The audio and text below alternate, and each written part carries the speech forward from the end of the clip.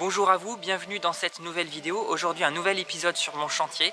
Là je vous montre la maçonnerie qui est terminée, puisque là ça fait à peu près 5 semaines que le maçon est à l'œuvre ici. Et donc il a terminé pour sa partie.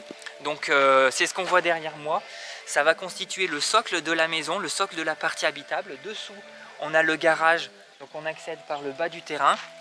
Et puis en haut on a un accès direct de plein pied sur l'extérieur. Et c'est là où on aura le séjour, la cuisine.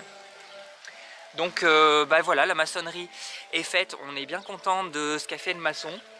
Donc il a fait les murs, ensuite là on est venu remblayer avec de la terre. Et il a fait la dalle en béton, donc c'est un plancher en poutrelle ourdie, ça veut dire qu'on a des petites poutrelles en béton. Et ensuite on vient combler entre poutrelles par des espèces de parpaings. Et ensuite on vient couler du béton dessus.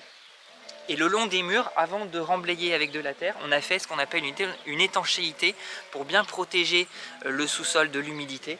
Donc c'est ce qu'on voit ici qui est replié sur le dessus. C'est l'étanchéité des murs qui a été faite là sur le mur arrière et puis aussi sur les côtés en suivant la pente. Juste devant, là on voit une petite longrine en béton, c'est ce qui va servir de support pour la terrasse en bois. Et on aura aussi de ce côté des poteaux. Donc là le maçon a fait des plots, on ne les voit peut-être pas sur le cadrage, mais il y a des plots en béton qui servent de fondation pour ces futurs poteaux. Au fond on voit un mur en béton qui dépasse, c'est le volume de l'escalier. Donc là entre ce mur et la dalle, on a l'escalier du garage qui remonte.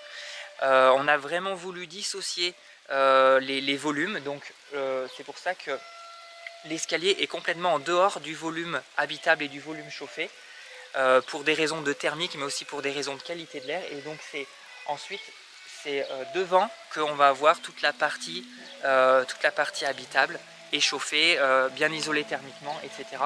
Et le trou qu'on voit ici, ce sera la porte d'entrée.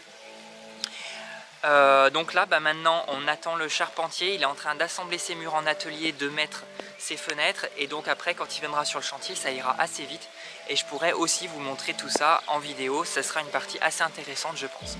Je vous souhaite une très bonne journée, à bientôt, ciao.